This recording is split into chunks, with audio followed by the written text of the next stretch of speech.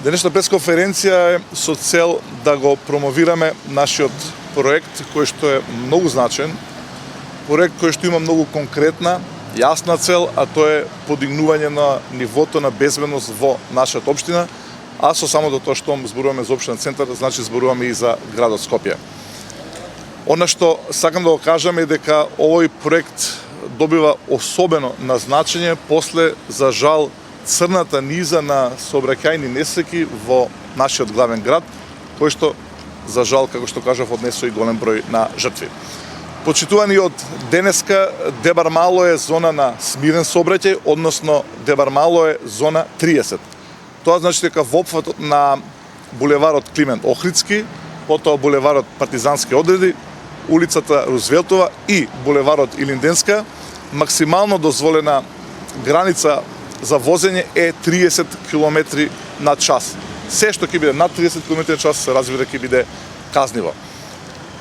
Поставени се веќе 25 сообраќајни знаци, тоа на сите 6 влезни и излезни раскрсници.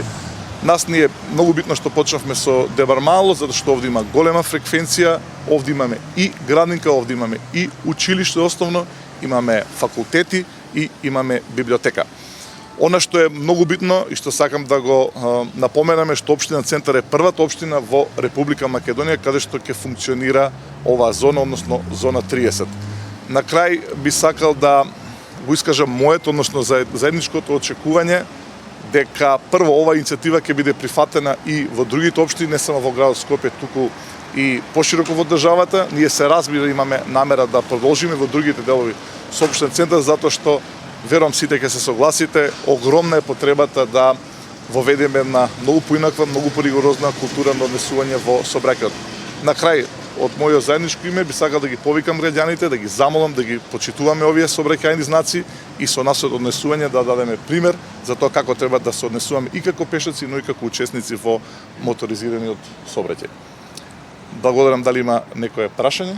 Голем дел од тротоарите токму во овој дел се узурпирани со паркирани возила. Тоа дополнително ја нарушува безбедноста, бидејќи пешаците мора да одат по коловозот. Како тоа ќе се решава? Па, за жал, тие се окупирани не од паркинзи на општина Центар, туку еден друг паркинг. Ние гледаме што можеме да направиме да ги ослободиме тротоарите, досега имаме повеќе успешни проекти. Се согласувам со вас дека е неопходно да продолжиме во тој правец и ве уверувам дека докрај ќе работиме ревносно на тоа прашање. Фреквенцијата на возила знаеме дека во централното градско подрачје е најголема. Од тоа произлегува и проблемот со метежот, особено после 4 часот, една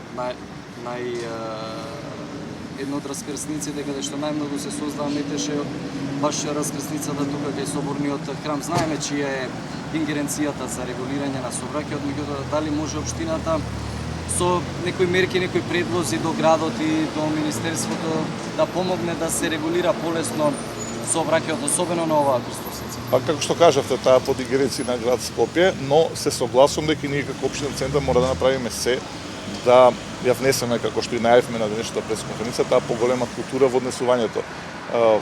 Мора овие жртви што се случија и овие сообраќајни несреќи да не отрезнат сите нас. Затоа ние од денеска не само што го промовираме овој проект, туку и ќе делиме сите и флаери, ќе бидат тие поделени како по учесниците во сообраќајот, така и по влезовите. Има и банери, како што гледате позади нас поставени, така да ние сме отворени за соработка со градот Скопје да направиме се што може за да бидат граѓаните безбедни, да може да живеат, да функционираат, да се движат по безбедно.